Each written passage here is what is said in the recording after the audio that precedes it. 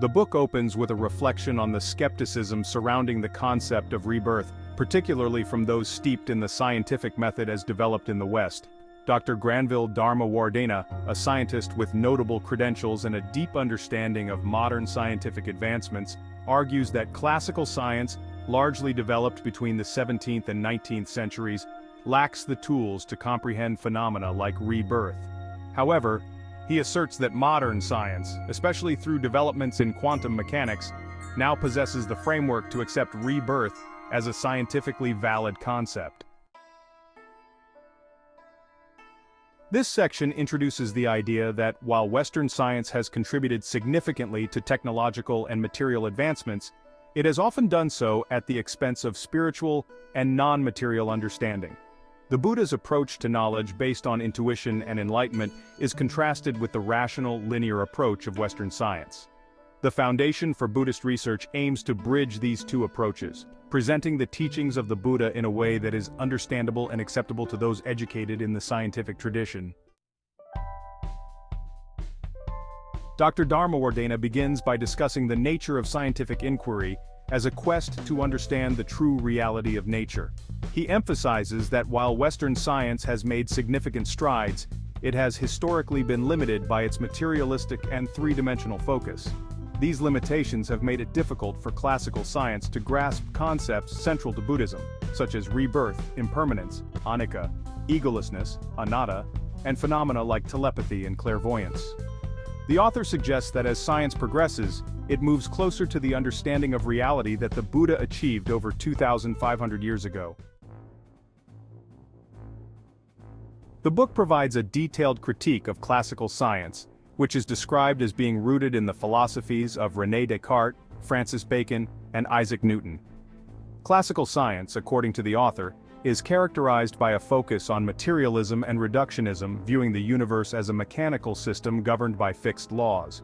This perspective, which dominated Western thought for centuries, is criticized for its inherent limitations, particularly its inability to account for non-material aspects of reality, such as consciousness and the mind.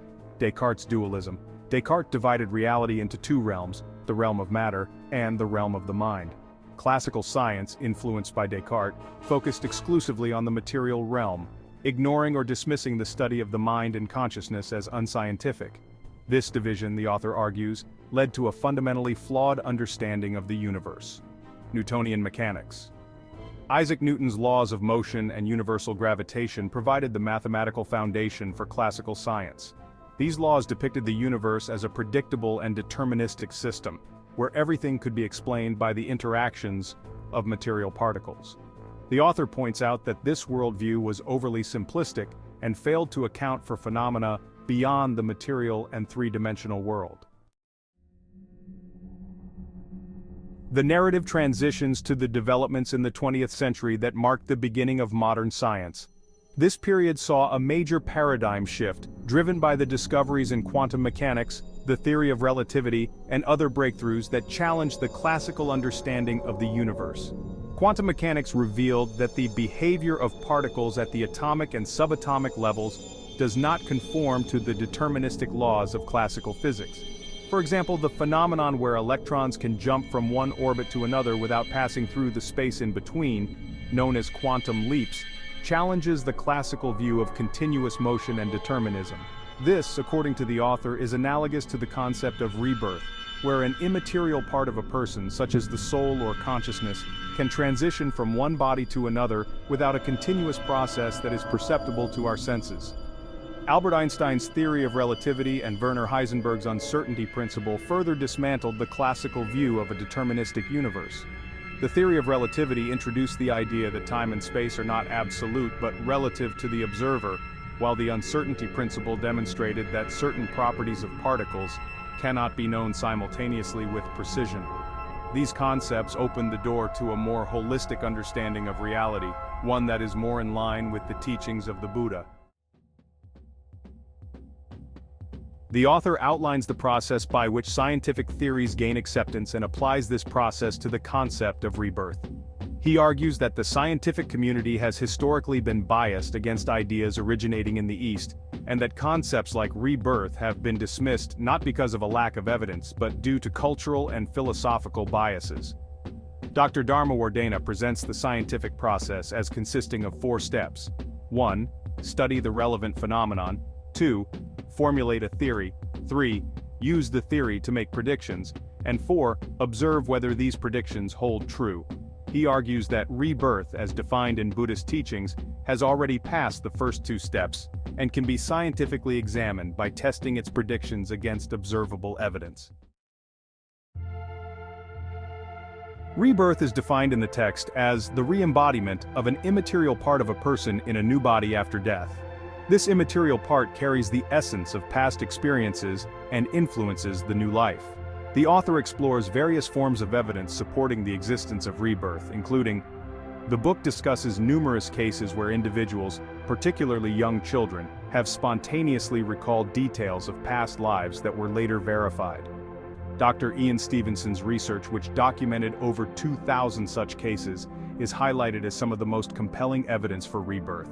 The text explores the use of hypnosis to regress individuals to their past lives, where they often reveal details of their previous existences.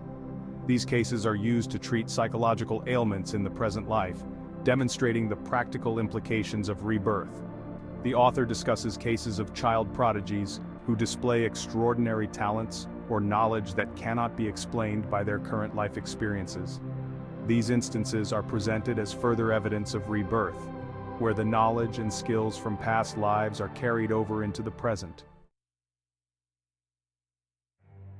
The book concludes by affirming that the phenomenon of rebirth is scientifically acceptable based on the evidence presented and the principles of modern science. Dr. Dharma Wardena asserts that while classical science was limited in its ability to understand non-material phenomena, modern science, with its more holistic and open-minded approach, provides a framework in which rebirth can be accepted as a reality. The acceptance of rebirth, the author argues, has the potential to transform our understanding of human identity and influence society in profound ways.